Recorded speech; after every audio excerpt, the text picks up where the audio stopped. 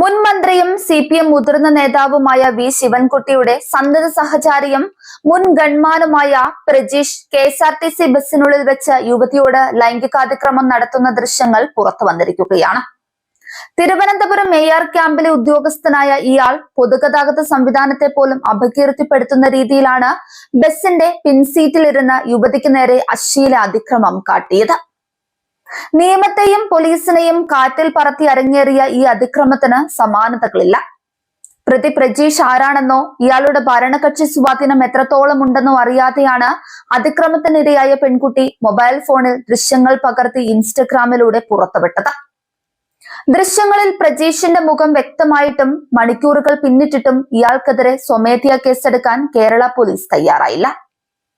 വ്യക്തമായ വീഡിയോ തെളിവുകൾ ഉണ്ടെങ്കിൽ പോലീസിന് കേസെടുക്കാൻ നിയമപരമായി യാതൊരു തടസ്സവുമില്ല.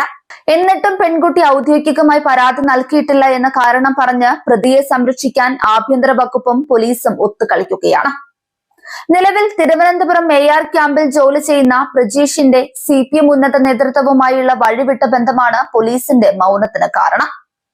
പാർട്ടി തണലിൽ എന്തും ചെയ്യാമെന്ന ധാർഷ്ട്യമാണ് ഇത്തരം കുറ്റവാളികളെ നിലനിർത്തുന്നത്.